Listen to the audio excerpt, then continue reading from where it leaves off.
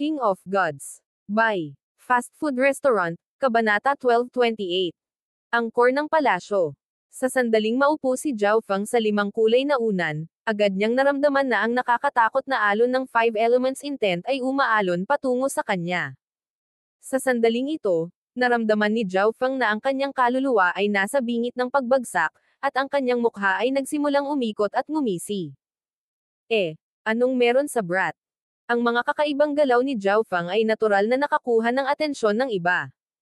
Bilang karagdagan, ang paggalaw ng enerhiya ng intent sa loob ng palasyo ay hindi nangangahulugang maliit. Ngunit maraming tao ang nakatingin lamang kay Zhao Feng bago siya pinansin. Hihihi, ang una na iyon ay sadyang sinadya para sa paglilinang sa lugar na ito. Kung ang isang ordinaryong tao ang uupo dito, hindi nila kayang tiisin ang napakalaking lakas ng intent sa palasyong ito. Nanunuya si Quasi-God Zifang. Ang normal na cultivation ground ay magkakaroon ng mga espesyal na array para sa pagtitipon ng Yuan Qi. Ang lugar na ito ay walang pagbubukod. Ang mga unan ay tiyak na may kakayahang tipunin ang nakapalibot na divine power at layunin na enerhiya. Gayunpaman, ang Panginoon ng palasyong ito ay ilang malaswang makapangyarihang pag-iral. Para sa isang quasi-god na umupo sa isa sa mga unan na linangin ay pagpapakamatay. At saka, lahat ng pumunta dito ay mag-iisip ng mga paraan para maghukay ng kayamanan. Napakakaunting mga tao ang nagkaroon ng oras na mag-aksaya sa paglilinang. Anong delikado? Nawalan na ng bisa ang array sa unan na ito. Ang pagsipsip na iyon na kumukuha ng lahat ng enerhiya sa paligid ay dahil lamang sa sariling kakayahan ng unan. Si Zhao Feng ay pawis na pawis, ang kanyang puso ay tumitibok sa takot. Kung aktibo pa ang cultivation array ng unan, malamang na nadurog si Zhao Feng hanggang sa mamatay ng isang nakakabaliw na pagdagsa ng enerhiya.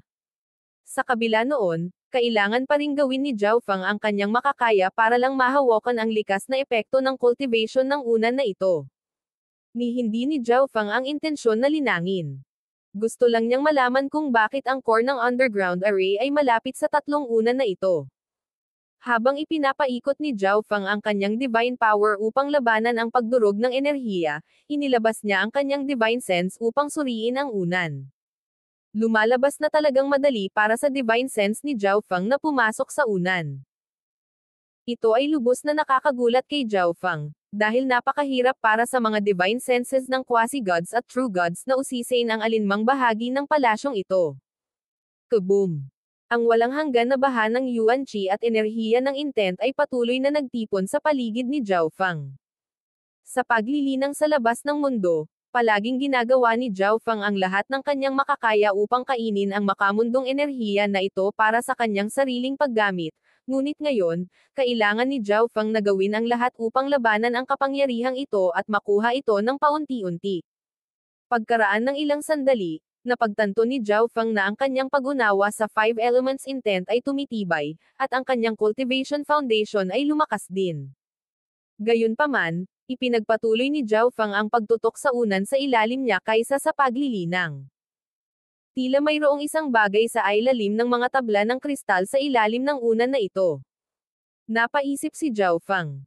Ang kanyang divine sense ay nakadama ng isang uri ng espesyal na bagay. Whoosh! Whoosh! Whoosh! Sa sandaling ito, dumating ang isa pang pangkat sa liblib na bulwagan na ito. Parami ng parami ang magsisimulang magpakita sa palasyong ito, na ginagawang mas mahirap na makakuha ng anuman mula sa lugar na ito. Mahinang ungol ni Zhao Feng. Si Zhao Feng ay hindi nakatagpo ng anumang makabuluhang panganib sa pakikipagsapalaran na ito, ngunit hindi rin siya nakatagpo ng anumang malaking kapalaran. Kalimutan mo na. Titingnan ko lang kung ano ang nakatago sa ilalim ng sahig ng palasyong ito. Pagkatapos ng lahat, si Zhao Feng lamang ang nakatuklas ng kainahay na lang puntong ito. Marahil ito ay isang kayamanan. Kung makukuha ito ni Zhao Feng nang hindi naaalarma ang sinuman, makontento na siya sa kanyang mga nakuha at aalis. Pagkatapos huminga ng malalim, itinoon ni Zhao Feng ang kanyang isip at itinapon ang lahat ng kanyang divine sense sa ibaba. Sa pagkakataong ito, nagtagumpay si Zhao Feng na maabot ang bagay. Ang bagay ay isang limang kulay na malakristal na globo, na malaki ang pagkakaiba sa mga tuntunin ng pagkakagawa kung ihahambing sa mga kristal na hugis kastanyas na bumubuo sa palasyo. Mukhang hindi ito isang intent crystal. Lalong naguluhan si Zhao Feng. Pagkatapos ng mahabang panahon dito, natutunan ni Zhao Feng mula sa pakikinig sa iba na ang mga kristal na hugis chestnut na iyon ay tinatawag na intent crystals. Gayunpaman, kahit na hindi siya sigurado kung ano ang limang kulay na globo na ito, sigurado siya na ito ay isang kayamanan.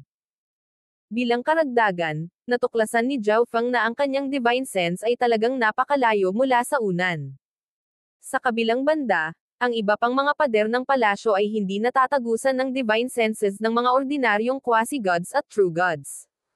Nangangahulugan ito na ang lugar na ito ay sadyang iniwang bukas ng Five Elements God Lord. Bakit ganon? Lalong tumindi ang pagkamausisa ni Zhao Feng. Naramdaman niya na nahawakan niya ang tunay na kapalaran ng palasyong ito. Unti-unting lumipas ang oras, at paraming tao ang nagsimulang lumitaw sa malakristal na palasyong ito. Halimbawa, sa liblib na bulwagan kung saan nag-iisa si Zhao Feng, 6 na tao ang naka-crossleg sa lupa, nauunawaan ang mga diskarte at kasanayan sa pakikipaglaban sa mga mural. Mayroon ding ilang mga tao na nakasquat sa paligid ng napakalaking katayuan, tila may hinahanap. Yung brat na yon. Agad na napansin ni Hao Qing ng Skywater Yore si Zhao Feng. Kalimutan mo na siya sa ngayon. Maghanap ng kayamanan. Ang mga mata ni quasi-god Lin Guang ay kumislap ng malamig na liwanag. Ang bagay tungkol kay Zhao Feng ay hindi gaanong mahalaga kumpara sa mga kayamanan ng lugar na ito. Mabuti pa ang brat na iyon at naglilinang sa unan. Si quasi-god Zifang, quasi-god Tianzhou, at ilan pang iba ay nagulat nang makita si Zhao Feng na nakaupo pa rin sa unan. Sa sandaling ito, biglang nayanig ang isip ni Zhao Feng sa gulat. Magagamit ko ang aking divine sense at 5 elements intent para pinuhin ang 5 kulay na globo na ito. Napatulala si Zhao Feng. Ang mga bagay na maaaring pinuhin ay mga normal na divine weapon o natatanging artifact. Bagamat hindi matukoy ni Zhao Feng kung saang klase kabilang ang 5 kulay na globo na ito, tiyak na hindi ito ordinaryong bagay. Kung maaari kong pinuhin ito, malamang na maaari ko itong dalhin sa aking interspatial dimension. Iniisip ni Zhao Feng. Nag-concentrate si Zhao Feng at nagsimulang pinuhin ang globo.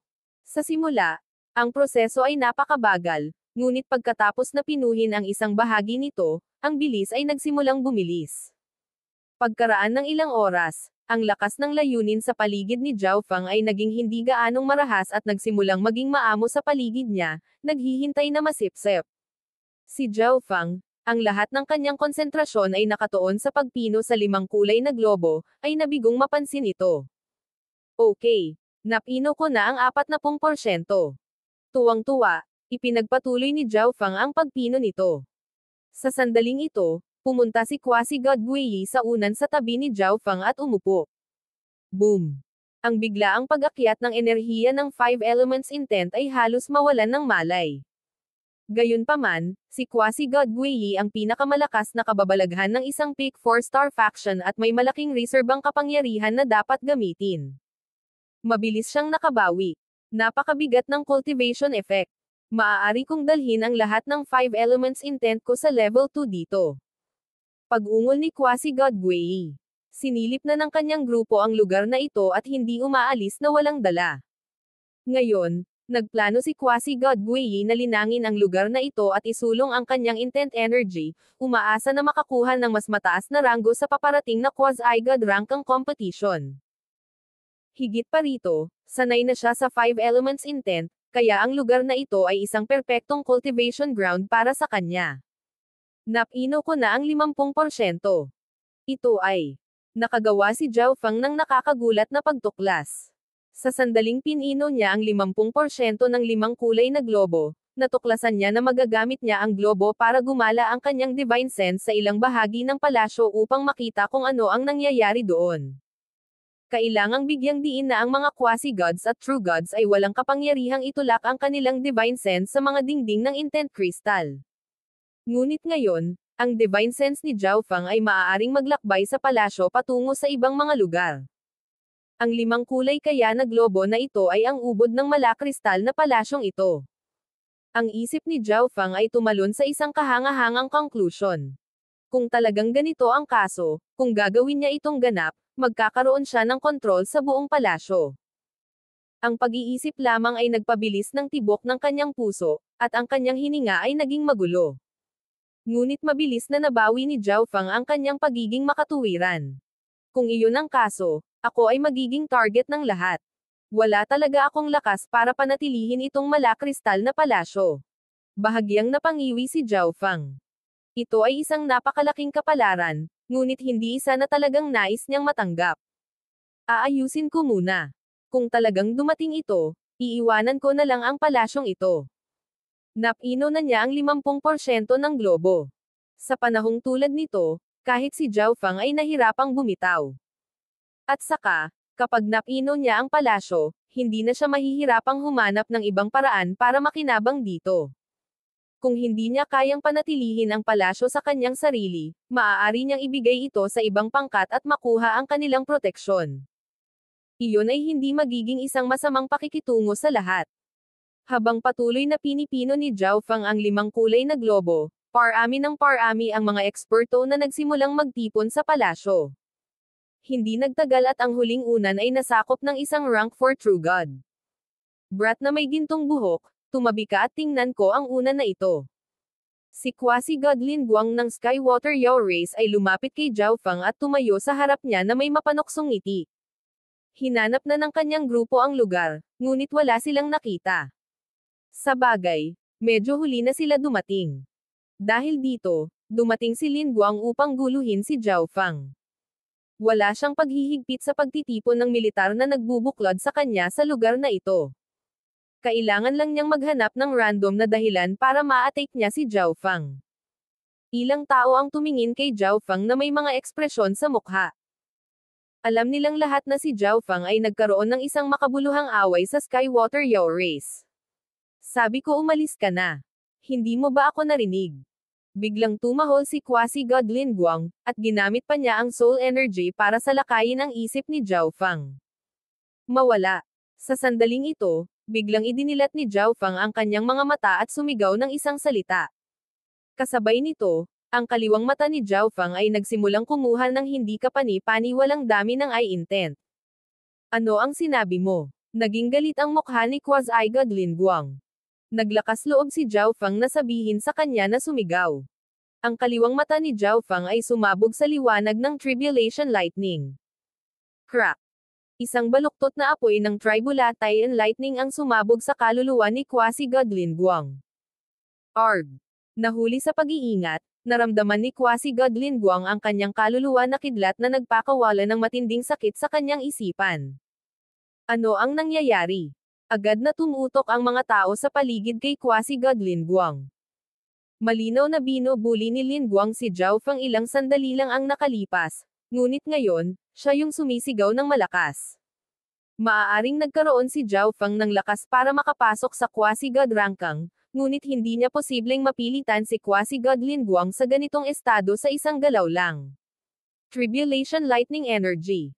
Nakatuon ang tingin ni Quasi-God Tianzu sa kaluluwa ni Quasi-God Lin Guang habang siya ay nagpahayag. Oh, kaya tinatago niya ang lakas niya kanina. Si Quasi-God Zifeng ay medyo nagulat, ngunit pagkatapos ay nagpakita siya ng isang pahiwatig ng pang-aalipusta.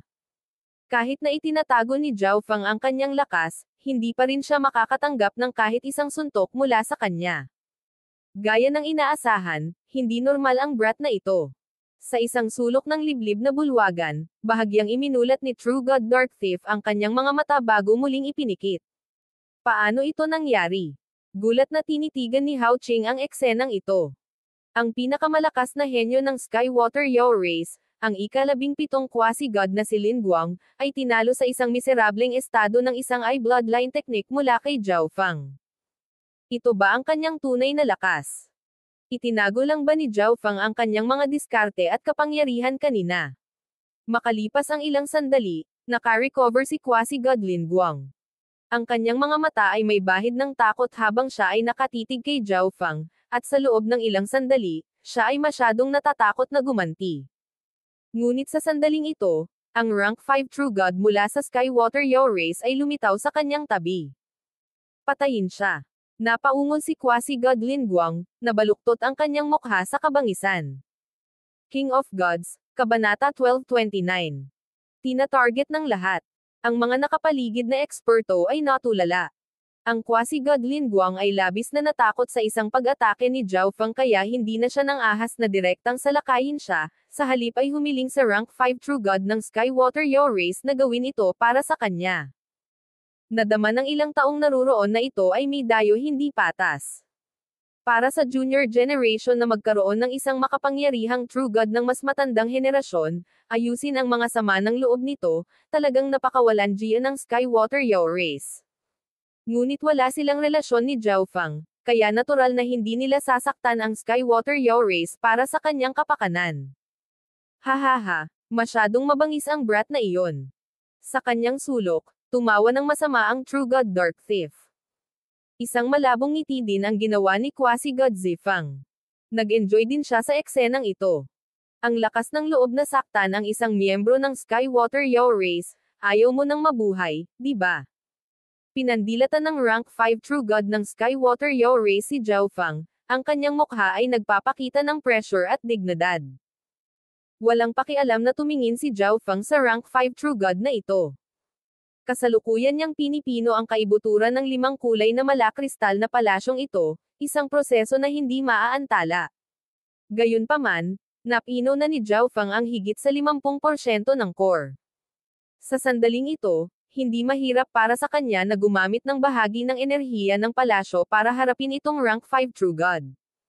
Ngunit kung gagamitin ni Zhao Feng ang kapangyarihan ng palasyong ito, ilalantad niya ang lahat. Pagdating ng panahon, mapapalibutan siya at aatakehin ng lahat ng nandito. Kahit gaano pa siya kaitalento, mapapahamak pa rin siya. Ang mga tao ng Skywater Yao race ay talagang walang kahihiyan.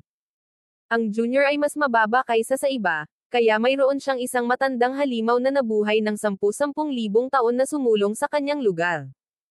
Isang matandang boses ang nagmula sa pasukan sa liblib na bulwagan na ito. Agad na sumimangot ang rank 5 True God ng Skywater Yao race. Pagkarinig pa lang ng boses na ito ay ipinaalam na niya kung sino ang dumating.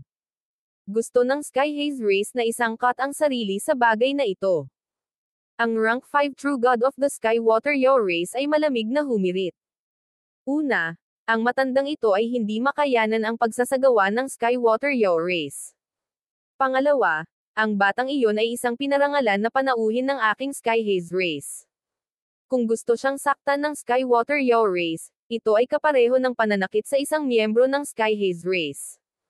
Paano ako uupo at manood? Ang asul na buhok na matandang babae ng Sky Haze race ay nagpabihis sa rank 5 True God ng Skywater Yao race na hindi makasagot. Sa isang singhot, ang rank 5 True God of the Skywater Yao race ay lumingon at nagsimulang hindi pansinin si Zhao Feng. Sa sandaling umalis ang brat na ito sa hanay ng mga tao ng Sky Haze race, papatayin ko siya. Ang rank 5 True God ay nag-message na Quasi-God Lin Guang. Walang ibang nagawa si Lin Guang kundi ang pabayaan si Zhao Feng sa ngayon. Maraming salamat. Nakangiting sabi ni Zhao Feng. Tumanggo lang ang babaeng may asul na buhok bilang tugon. Pagkatapos ng lahat, nagpasya na ang Sky Haze race na i-recruit si Zhao Feng. Ang isang maliit na bagay na tulad nito ay wala sa lahat. Ang mga tao ng Sky Haze race ay nagsimulang maghanap sa liblib na bulwagan na ito. Samantala, ipinagpatuloy ni Zhao Feng ang pagpino sa kaibuturan ng palasyo. Ito ay. Sa sandaling ito, si Quasi-God Guiyi ay sumigaw ng alarma mula sa kanyang unan. Ngayon lang, ipinadala niya ang kanyang divine sense sa pamamagitan ng unan at may natuklasan siyang misteryosong bagay. Anong uri ng kayamanan ito? Tuwang-tuwa si Quasi-God Guiyi. Siya ay nagpaplano upang linangin dito at itaas ang antas ng kanyang mga layunin, hindi inaasahan na makatagpo ng isang bagong kayamanan. Ang Quasi-God na si Guiyi ay nagsimulang dahan-daang suriin ang 5 kulay na globo. Posibleng pinuhin ang bagay na ito. Si Quasi-God Guiyi ay lubhang nabalisa. Ang mga bagay na maaaring pinuhin ay karaniwang mga divine weapon o natatanging artifact. Matapos gawin ang pagtuklas na ito, sinimulan ni Quasi-God Guiyi na pinuhin ang 5 kulay na globo. Gayunpaman, pagkatapos na pinuhin ang 10%, bigla siyang nakatagpo ng isang malaking sagabal. May iba pang nagpipino nitong 5 kulay na globo. Namula ang mukha ni Quasi-God Guiyi sa gulat. Sa pamamagitan ng kanyang enerhiya na nagpapadalisay sa globo, mahulaan ni Quasi-God Guiyi kung sino ang ibang taong nagpino sa 5 kulay na globo. Sa gitna ng unan, napagtanto na ni Zhao Feng na may ibang tao na nagpino sa core. Tila ang iba pang 2 unan ay maaari ding makipag-usap sa kaibuturan ng palasyo. Ngunit napino ko na ang 80% ng core habang ang Quasi-God Guiyi ay nasa 10% lamang. Bahagyang lumubog ang ekspresyon ni Zhao Feng. Nagpa siya siyang huwag pansinin ang bahaging pinadalisay ni Quasi-God Guiyi at pinuhin ang natitirang hindi pag-aari na 10% sa lalong madaling panahon. Kalokohan. Ang taong ito ay masyadong nauuna sa akin sa kanyang pag-unlad sa pagpino ng globo. Parehong kinakabahan at galit si Quasi-God Guiyi. Noong una, wala siyang pakialam nang mapagtanto niya na si Zhao Feng ang nagpino ng 5 kulay na globo. Ito ay dahil ang kanyang 5-element intent at soul intent ay malayong mas malakas kaysa kay Zhao Feng, kaya mas mabilis niyang napino ang globo. Ngunit habang lumalaban siya gamit ang lakas ni Zhao Feng, napagtanto niya na hindi siya kalaban para kay Zhao Feng. Boom! Bang! Sa sandaling ito, isang pagsabog ang nagmula sa isang sulok ng bulwagan, at ang lakas ng layunin ng palasyo ay nagsimulang dumagsa. Ano ang nangyayari? Anong nangyari? Ang pagsabog na ito ay umakit sa lahat sa lugar na ito. Swish! Ang tanging nakita nila ay isang madilim na liwanag na pumapatok sa lupa habang ito ay umalis sa liblib na silid. Iyan ang True God Dark Thief. Tiyak na nakuha niya ang isang bagay. Isang rank 4 True God ang tumawag sa alarma. Bilang isang kilalang magnanakaw at magnanakaw ng nicho, ang True God Dark Thief ay lubos na pamilyar sa ilang mga pamana, libingan, at lihim na sukat. Ito ang kaso na, kahit na lumitaw ang mga dakilang pamana o mga lihim na dimensyon sa nakaraan, hanggat lumitaw ang True God Dark Thief, siya ay halos palaging makakakuha ng higit. Sundan siya. Ang isang malakas na pangkat ay agad na humabol sa pagtugis.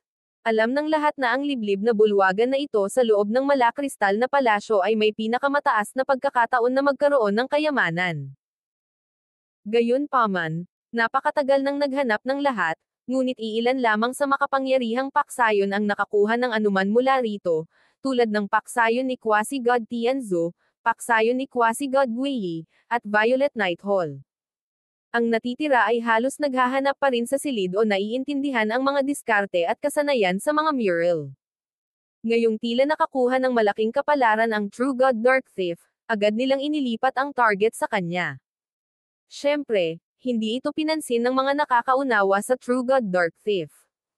Ang True God Dark Thief ay isang napakalakas na rank 5 True God. Sa partikular, ang kanyang karunungan sa Shadow Intent ay ginawa siyang halos hindi masubaybayan, at ang kanyang mga diskarte sa pagtakas ay napakalalim. Kahit na ang rank 6 True Gods ay mahihirapang mahuli siya. May 2 pang tao sa liblib na bulwagan na walang pakialam sa True God Dark Thief. Ang 2 iyon ay natural na nagpino ng 5 kulay na globo, sina Zhao Feng at Quasi-God Guiyi. Sa ngayon, napino na ni Zhao Feng ang 70% ng globo. Hindi maganda. Nagawa niyang pinuhin ang natitirang bahagi. Napabuntong hininga si Quasi-God Guiyi sa pagkabigla. Ngayon lang niya natuklasan na wala na siyang bahagi ng orb na dapat pinuhin. Kung lalabanan ko siya, siguradong talo ako. Napilitan si Quasi-God Guiyi na aminin ang puntong ito. Ito ay parang 9 na miyembro ng 10 miyembrong koponan na sumusunod sa utos ni Zhao Feng habang ang Quasi-God Guiyi ay mayroon lamang. Kahit anong gawin niya, matatalo pa rin siya. Brat and may gintong buhok, anong uri ng kayamanan ang pinipino mo sa ilalim ng lupa? Iminulat ni Quasi-God Guiyi ang kanyang mga mata at biglang sumigaw. Ano? Ang batang lalaking may gininto ang buhok ay nagpino ng isang kayamanan. Gulat na sabi ng isang Quasi-God sa bulwagan. Hindi katakatakang tumanggi siyang iwan ang una na iyon, kahit noong sasalakayin ko na siya. Kaya, lumalabas na nagpino siya ng isang kayamanan. Sabi ng Skywater Yao Races Rank 5 True God, kumikinang ang kanyang mga mata. Kasabay nito, nagpadala ng mensahe si Kwasi God Guiyi sa kanyang grupo. Kalimutan mo na ang batang may gininto ang buhok. Gawin mo ang lahat para protektahan ako. Hanggat inatake ng ibang tao si Zhao Fang, hindi may pagpapatuloy ni Zhao Fang ang pagpino sa globo. Nagpadala rin ng mensahe si Kwasi God Guiyi sa mga eksperto ng Violet Night Hall na humihiling ng kanilang tulong. Pagkatapos ng lahat, ang Violet Night Hall ay isa sa pinakamalakas na paksayon dito. Sa proteksyon ng Violet Night Hall, mas magiging kumpiyansa si Kwasi God Guiyi na siya ang mauuna sa pagpino ng 5 kulay na globo. Labas sa daan. Umuungal ang isang rank 4 True God habang pinapaikot niya ang kanyang divine power at sinugod si Zhao Fang. Swish! Isang maitim na silver na robe ang biglang lumitaw sa katawan ni Zhao Fang. Ang mga silver ron ay kumikinang at kumikislap dito. Sa sandaling isuot ni Zhao Fang ang space-time robe, lumabas si Zhao Wang at ang Black Destruction Serpent Dragon mula sa dimensyon nito. Naghahanap ka ng kamatayan. Sa sandaling lumitaw ang Black Destruction Serpent Dragon, nagsimula itong magpalibot sa nakakatakot na origin destruction energy nito. Nagsimulang mag-alab ang buong katawan ng Black Destruction Serpent Dragon sa mga apoy ng demonyo, na naglalabas ng presyon na pumipigil sa lahat ng nabubuhay na nilalang. Itong bloodline energy. Ang mga eksperto na naghahanda pa lang na salakayin si Zhao Fang ay biglang natigilan. Lahat sila ay miyembro ng mga sinaunang lahi, ngunit ang kanilang mga sinaunang linya ng dugo ay tila pinigilan at hindi magagamit sa harap ng Black Destruction Serpent Dragon. Kaboom! Ang Black Destruction Serpent Dragon ay nagwalas ng mga kuko nito, na natatakpan ng itim at pulang draconic na apoy, sa rank 4 True God. Arg! Ang rank 4 True God ay ganap na nahuli sa pag-atake na ito, at siya ay tinamaan ng pag-atake ng Black Destruction Serpent Dragon. Binalot siya ng itim at pulang apoy at nagsimulang sunugin ang lahat. Roar! Itinulak ang bloodline nito sa limitasyon, itinaas ng Black Destruction Serpent Dragon ang ulo nito at umungal. Ang manipis na bloodline na iyon na nagmula sa Destruction Dragon Race ay ganap na pinasigla, at ang itim at pulang apoy ay tumama sa paligid. Sino mang mas mahina kaysa sa isang rank 3 True God ay pinilit na lumuhad sa lupa, ang kanilang mga katawan ay patuloy na nanginginig. Maaaring ito ang bloodline ng Destruction Dragon Race. Isang rank 5 True God ng Violet Night Hall ang gulat na nakatingin sa Black Destruction Serpent Dragon. Ang Destruction Dragon Race ay isang mapanirang species na niraranggo sa nangungunang 10 sa 10,000 ancient races. Bago ang nakakatakot na bloodline ng lahi na ito, nakita nilang imposibleng gamitin ang karamihan sa kapangyarihan ng kanilang sariling mga bloodline. Kung ang Black Destruction Serpent Dragon ay may mas mataas na cultivation, maaari nitong ganap na sugpuin ang kanilang mga bloodline at gawin silang ganap na walang silbi. Paano? Hindi inaasahan ni Kwasi God Guiyi na magkakaroon si Zhao Fang ng katulong na tulad nito. Bukod dito, ang pinagmulan ng katulong na ito ay masyadong nakakagulat. Ito ay mula sa isang bloodline na nireranggo sa nangungunang 10 sa 10,000 ancient races. Sa isang sandali, ganap na nakalimutan ni Kwasi God Guiyi ang tungkol sa pagpino sa 5 kulay na globo. Sa sandaling ito, ibinuhos ni Zhao Fang ang lahat ng kanyang lakas sa dahan-daang pagpupuwersa na alisin ang kapangyarihan ni Kwasi God Guiyi mula sa globo. Hindi. Si Kwasi God Guiyi ay sumigaw sa alarma habang tumatalon siya sa kanyang mga paa. Masyadong biglaan ang counterattack ni Zhao Fang, kaya hindi niya kayang lumaban. Bilisan mo at patayin mo siya. Pinipino ng batang may gintong buhok na ito ang pinakamahalagang kayamanan sa palasyong ito. Agad na umungal si Kwasi God Guiyi. Atake. Ang batang ito ay hindi umalis sa unan na ito. Anong uri ng kayamanan ang nasa ibaba? Sabi ng isang Kwasi God prodigy, nagniningning ang kanyang mga mata sa kasakiman. Patayin. Napaungol si Kwasi God Zifang habang naghahanda siyang umatake. Halos 30 eksperto sa bulwagan ang sumugod kay Zhao Fang. At ito ay matapos itaboy ng True God Dark Thief ang isang grupo ng mga eksperto. Kung hindi, mas maraming eksperto ang nagtatarget kay Zhao Fang. Ngunit sa ngayon, si Zhao Feng ay isang maliit na piraso lamang mula sa ganap na pagtatuboy ng enerhiya ni Quasi-God Guiyi at ganap na pagpino ang limang kulay na globo. Wala siyang focus sa ibang bagay. King of Gods, Kabanata 1230. Matagumpay na napino. 80% ng mga tao sa liblib na bulwagan ay umaatake kay Zhao Feng. Maging ang iba pang mga koponan sa limang kulay na palasyo ay dumating upang tingnan kung ano ang nangyayari. Brother Zhao. Ang Quasi-God Jianfeng ay nalilito kung ano ang gagawin. Masyadong maraming kalaban ang kinakaharap ni Zhao Feng.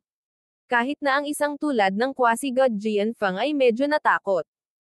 Huwag kumilos ng pabigla-bigla. Ang asul na buhok na matandang babae ng Sky Haze Race ay agad na nagbabala. Ang isang maliit na pangkat na tulad nila ay hindi makakatulong kay Zhao Feng at maghuhukay lamang ng kanilang sariling libingan. Kung lumipat sila kasama ng karamihan upang mangagaw ng kayamanan, malaki rin ang posibilidad na umalis sila ng walang dala. Pinili ng ilan sa mga mahihinang koponan ang parehong opsyon gaya ng Sky Haze Race at nanatili sa gilid. Patayin. Halos 30 eksperto na ngayon ang nagdiin sa grupo ng tatlo ni Zhao Feng, agad-agad na nag-apply ng sobrang pressure kaya nahirapan silang kumilos. Anong gagawin natin? Nag-alala ang Black Destruction Serpent Dragon. Hindi kailanman inaasahan na tatawagan ito ni Zhao Feng sa ganitong sitwasyon. Halos 30 quasi-gods at true god ang umaatake. Bawat isa sa kanila ay medyo makapangyarihan sa sarili nilang paraan, at mayroon pang ang 5 rank 5 true gods. Kahit na may hindi kapani-paniwalang bloodline ng Black Destruction Serpent Dragon, hindi nito mahahadlangan ang lahat ng tao rito at maaaring mamatay sa pagsubok. Payagan mo ako. Si Zhao Wang ay humakbang pasulong. Ang kanyang mga iniisip ay konektado kay Zhao Feng, kaya hindi na kailangang pag-usapan ng dalawa ang mga planong kumilos. Swish! Isang napakaitim at masasamang tauhan ang lumitaw sa mga kamay ni Zhao Wang, na natabunan ng nakamamatay na ambon. Inikat ang Eye of Death para makipag-ugnayan sa Staff of Death Curse, sinaksak ni Zhao Wang ang staff sa lupa. Death Curse Expulsion. Ang Eye of Death ni Zhao Wang ay kumilos, at isang malawak na Eye Intent at Soul Power ang bumangon sa Staff of Death Curse. Kaboom! Ang itim at masasamang ambon ng kamatayan ay nagsimulang tumaas mula sa Staff of Death Curse, na mabilis na kumalat sa paligid. Ang itim na ambon na ito ay naglalaman ng napakalalim na enerhiya ng kamatayan na maaaring magtakda ng lahat sa pagmarcha sa landas patungo sa kamatayan. Ang Staff of Death Curse ay may parehong antas ng kalidad ng Space-Time Robe, at isa rin itong nakakasakit na Divine Artifact na napakaangkop para kay Zhao Wang. Hindi lang nito mapapalaki ang kanyang Death Intent kundi mapalakas din ang kapangyarihan ng kanyang Eye of Death. Bukod dito, ang mga pag-atake ng Staff of Death Curse ay hinaluan din ng mas malalim na kapangyarihan ng curse. Napakalakas ng enerhiya ng kamatayan. Iyan ang Eye of Death. Agad na nagsimulang tumawag sa alarma ang mga eksperto sa pag-atake. Ang Eye of Death ay isang inapo ng isa sa mas nakakasakit na 8 Great God Eyes. Ang enerhiya ng kamatayan ay isang kapangyarihan na kinatatakutan ng lahat ng nabubuhay na nilalang. Sa sandaling ito, ginagamit ni Zhao Wang ang Eye of Death at ang Staff of Death Curse para ilabas ang ipinagbabawal na sekretong sining ng staff. Ang masama at masasamang kapangyarihan ay nagpang-inag sa takot sa lahat ng nakapaligid na eksperto. Ito. Anong uri ng divine weapon ito? Isang quasi-god na sumugod ng sobra sa unahan ay agad na tumigil habang siya ay tumili na sumisigaw. Isang sumpa ang nahawa sa kanyang katawan habang kinakain ng kamatayan ang kanyang buhay at nagpapatanda sa kanya. Ang divine weapon na ito. Maaaring ito ay ang Staff of Death Curse. Nanginginig sa takot ang isang payat na matanda na may nakapulupot na sungay mula sa kanyang ulo. Sa napakaraming quasi-gods at true gods mula sa makapangyarihang mga paksayon na naruroon, hindi maiiwasang makilala ng isa sa kanila ang pinagmulan ng mga tauhan sa kamay ni Zhao Wang. Ewo! Ang Black Destruction Serpent Dragon ay umungal at nagsimulang punuin ang bulwagan ng pula at itim na draconic na apoy nito. Dahil pareho silang gumamit ng kanilang pinakamalakas na pag-atake, nagawa nilang pigilan ang pagsulong ng mahigit 20 eksperto na nakapaligid sa kanila. Patayin ang lalaking iyon.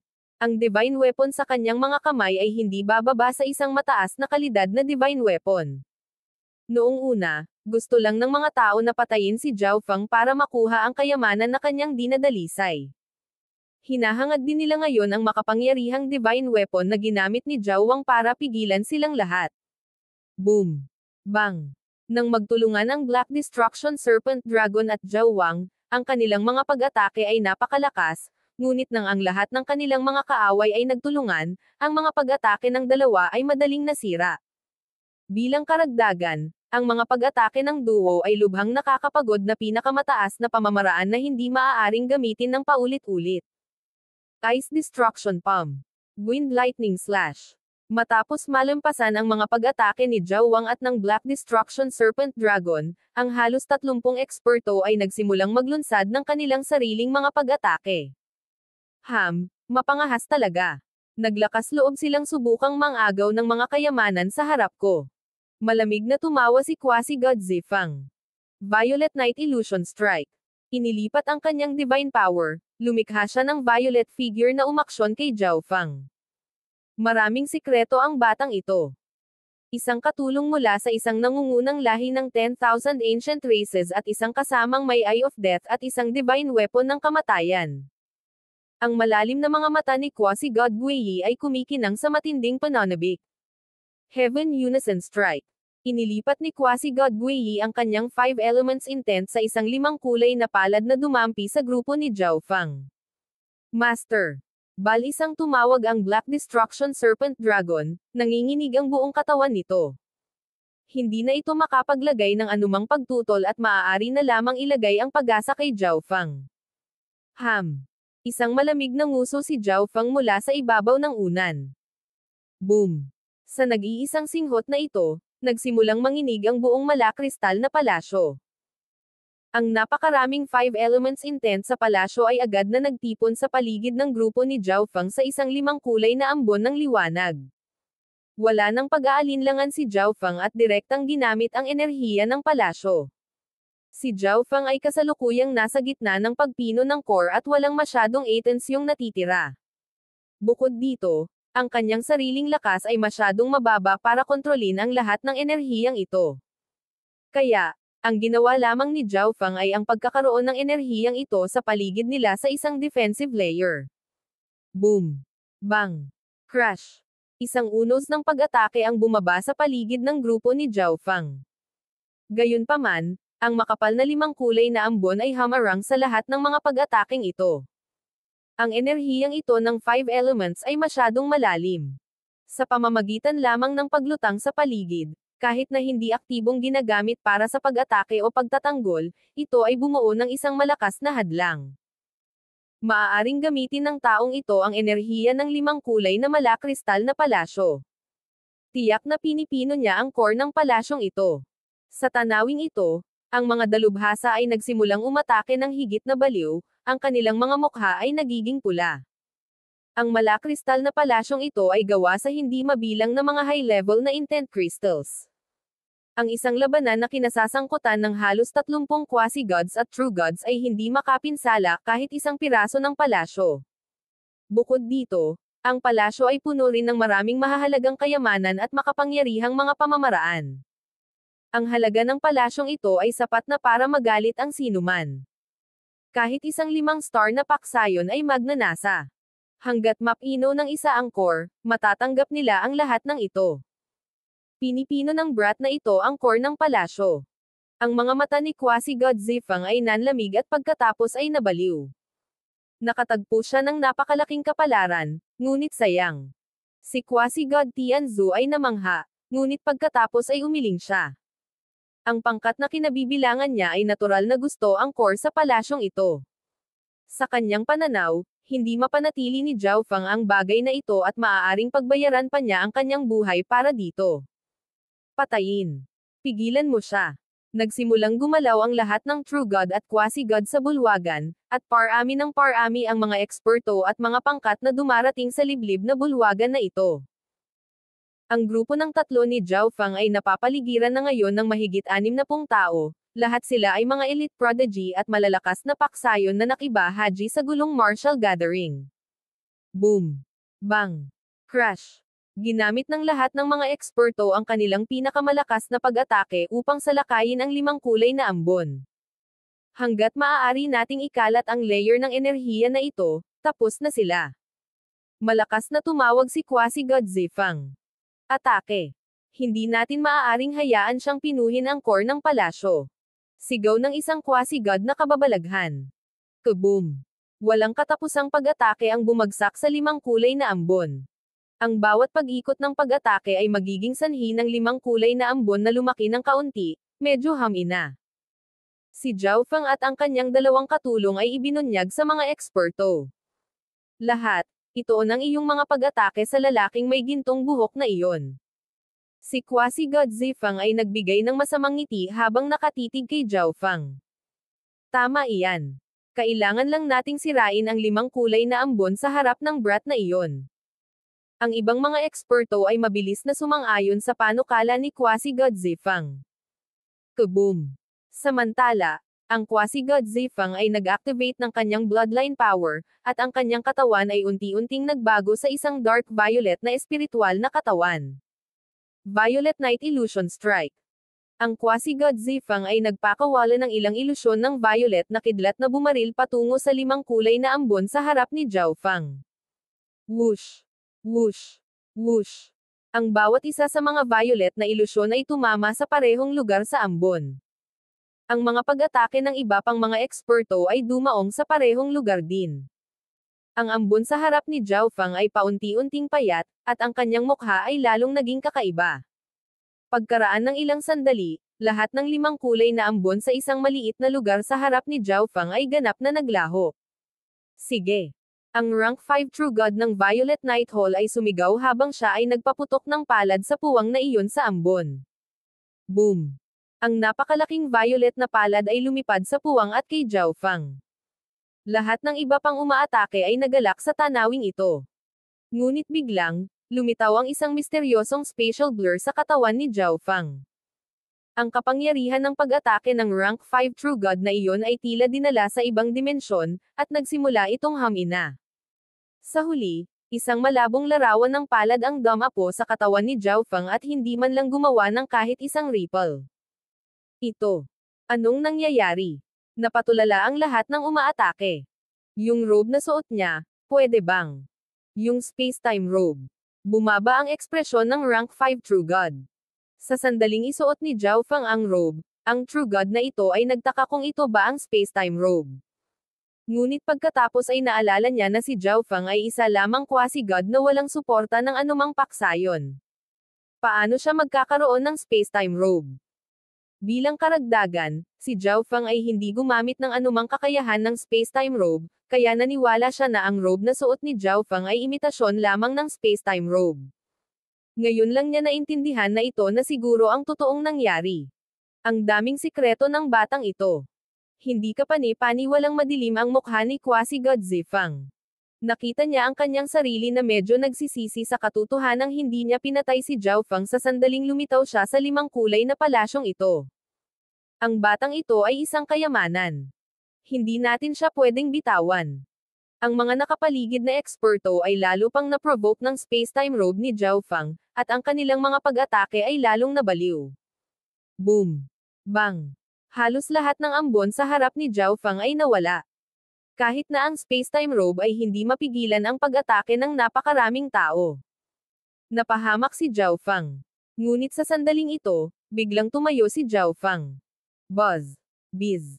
Sa sandaling ito, isang bola ng 5 kulay na liwanag na kasing laki ng kamao ng isang sanggol, na nagniningning na may 5 kulay na ambon, ang lumutang palabas mula sa ilalim ng lupa at lumapag sa harap ni Zhao Feng.